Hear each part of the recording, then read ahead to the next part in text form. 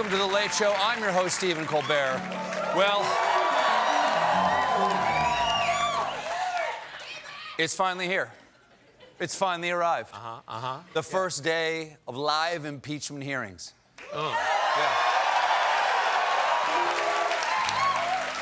It's what we've been praying for since the beginning of the Trump presidency. The end of the Trump presidency.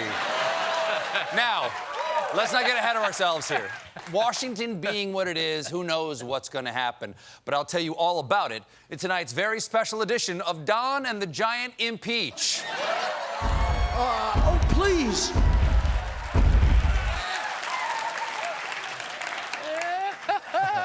I like that one. I like that one a lot. Today's live testimony was as dramatic as it was historic. It was the biggest ratings hit for C-SPAN 3 since Drunk History starring Brett Kavanaugh. I like it. I like 2 solids right there. Oh, man. The star witness was acting ambassador to Ukraine and Grandpa telling you whippersnackers to knock off the horseplay. Bill Taylor. Taylor had testified behind closed doors that he was very concerned about the withholding of military aid from Ukraine, but the bombshell today was something he hadn't testified to before. Here's a little background on it. Republicans say that one impeachment survival strategy will be to try to distance President Trump from any Ukraine quid pro quo, with Rudy Giuliani potentially going under the bus. You cannot throw Rudy Giuliani under the bus. He already lives under the bridge. How do you get the bus down there? You can't, Off-ramp, I don't know. So here's the deal. Trump didn't know nothing about the pressure to investigate Biden. But today, Taylor said this.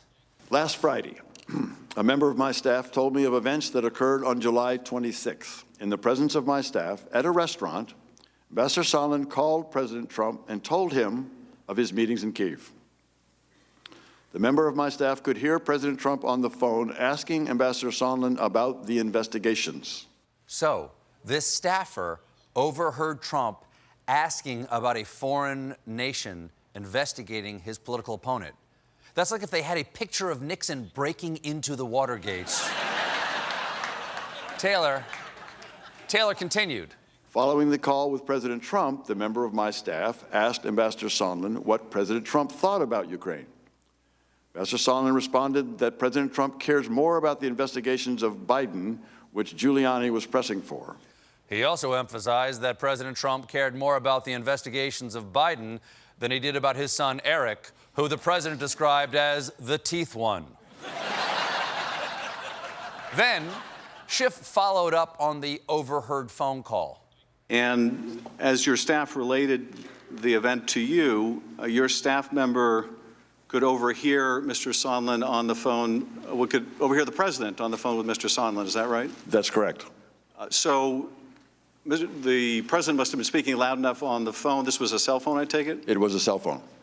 The president must have been speaking loud enough for your staff member to be able to overhear this? It was. Okay, this is very sensitive information. I want Ukraine to investigate my political opponent. Wait, am I on speakerphone? Why not? I want the waiter to hear this. I would like dirt on Joe Biden and fully loaded nachos. Oh, I forgot the garlic knots. We cut out the part where it's in a restaurant. Taylor's testimony was damning when it came to Trump's insistence on getting a public announcement about investigating the Bidens.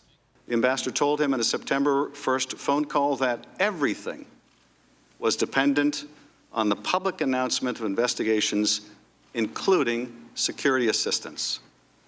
President Trump wanted Mr. Zelensky in a public box. Could you, in a box? Could you, live on Fox? Will you give me dirt on Joe? Will you do the quid pro quo?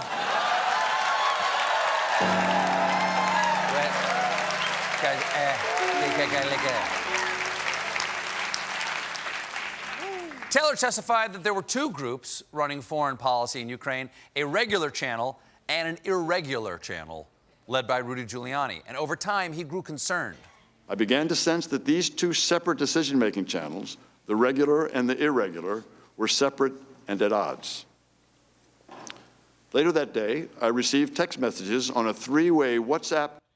It's weird to hear that guy say WhatsApp. I received a text message on WhatsApp. It was a GIF of a TikTok of a toddler dancing to Iggy Azalea. It was so extra. Have you heard the new King Princess album? It's lit, Hundo P.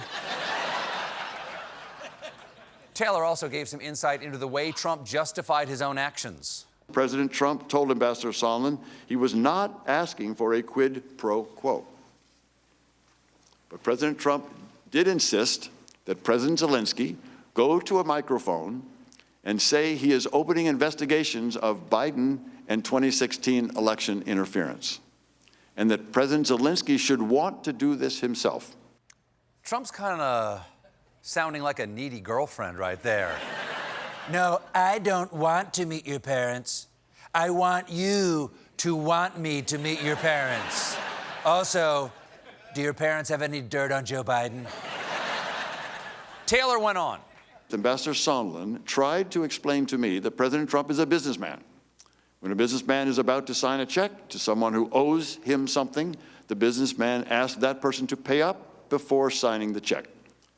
Ambassador Volker used the same language several days later. I argued to both that the explanation made no sense. Yeah, it makes no sense. There's only one thing Trump cuts a check for. Oh my God, did he have sex with Ukraine? Oh my goodness. Did he get spanked by Ukraine?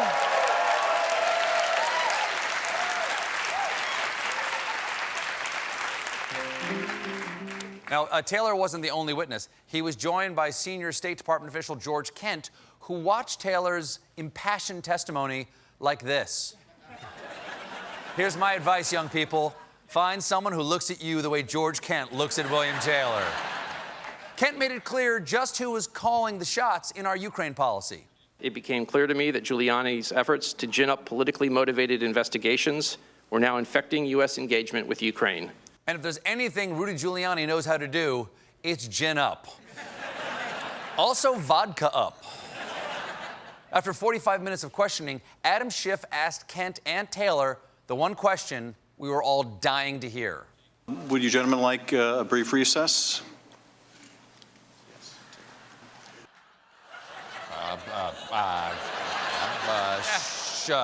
Sure. Oops, jinx, owe me a Coke.